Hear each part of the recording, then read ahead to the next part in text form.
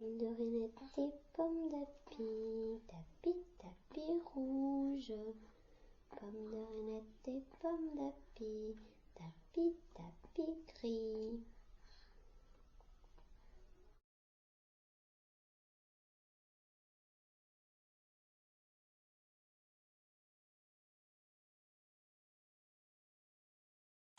Clara, je te reprends après.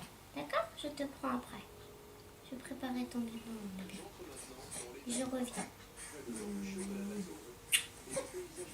Patiente un petit peu? Oui. Mais je vais préparer le biberon. Oui, je vais le préparer. Tatouille.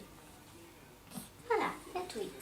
Je l'imagine certainement, mais je sais pas, c'est pas facile à décrire quoi, mais l'envie pour en venir à l'envie d'avoir un enfant, ça depuis longtemps. Moi j'ai toujours été attirée par les enfants depuis toute petite.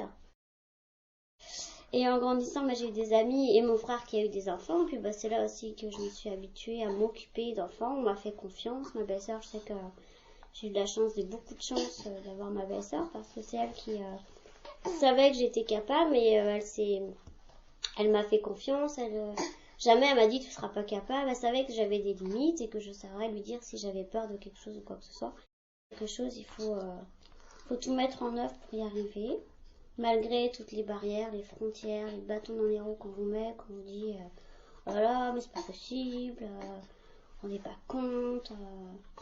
Enfin bref, impossible n'est pas français. Donc il faut combattre cette façon de voir négative. Et puis au bout d'un moment, à force de faire des tours, des demi-tours, des marches, etc., on s'aperçoit que c'est pas impossible. Il faut juste le vouloir, tout mettre en œuvre et surtout pas baisser les bras, ce qui est pas évident. Parce qu'il y a bien des fois on a baissé les bras, on s'est dit on n'y arrivera jamais. Et puis en fait, un jour le cadeau il arrive. Petit bout de chou pointe le bout de son nez. Et puis ça comble tout le monde de bonheur, quoi. C'est que du bonheur. Et puis voilà. Oh, ça, c'était un gros. C'était un gros. Hein? C'est ange. Oui, j'ai une amie qui a eu un petit bout de chou qui est né avant terme, qui ne vivait pas très bien, et on m'a dit que s'il ne vivait pas, c'était à cause de sa maman qui ne voyait pas. Et elle m'avait dit, méfie-toi, parce que ça, tu peux l'avoir. Enfin, ça dépend, quoi, mais c'est des choses qui font très mal. Et elle leur a prouvé quand même à l'hôpital plusieurs fois que quand elle était là, son fils vivait beaucoup mieux avec elle qu'avec quelqu'un d'autre. C'est vrai que quand je sais plus, c'est Anne, je crois, qui disait qu'il fallait qu'on soit comme les autres, voire mieux, et c'est souvent mieux qu'il faut qu'on soit que les autres. Ça, c'est vrai. Parce que si on n'est pas mieux, on va être jugé. On va nous dire, ouais, mais bon, ça pourrait être mieux, ou ça pourrait être différent.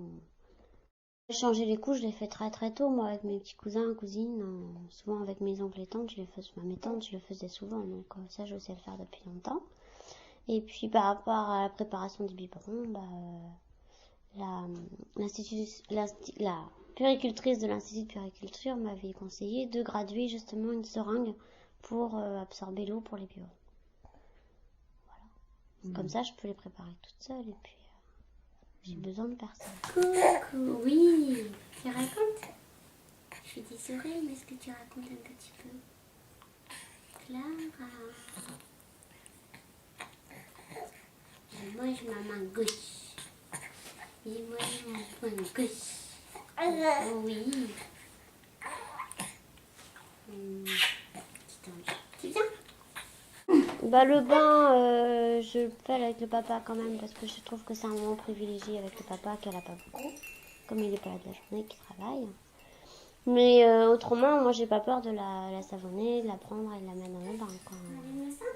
Avant, je me serais dit que j'avais peur. Effectivement, une fois qu'on a notre bébé, je pense que c'est différent. Et ça, Madame Toy de l'Institut de puériculture de Paris m'avait bien dit. Elle m'a dit, vous verrez, quand votre bébé arrivera, vous serez différente, vous vous transformerez et vous vous métamorphoserez en disant, si, je suis capable de le faire. Moi, je lui apprends pas. C'est le fait, le handicap qui fait qu'elle apprend. Mais c'est pas moi qui veux lui apprendre ci ou lui apprendre ça. Enfin, je la laisse s'éveiller à son rythme, ce qui est normal. Par contre, je pense qu'elle a d'autres points de repère qu'un autre bébé n'a pas. Elle s'exprime avec son regard, ses yeux et tout. Mais je pense qu'en plus, il y a le son et elle gazouille peut-être plus vite que les autres, je sais pas, plus tôt. Et avec le jeu des mains, et elle touche beaucoup aussi les objets qui l'entourent. Je pense que ça a été transmis de par peut-être l'autonomie qu'on a fait pendant ma grossesse et puis par rapport à mon handicap, qu'elle a l'habitude d'utiliser le toucher.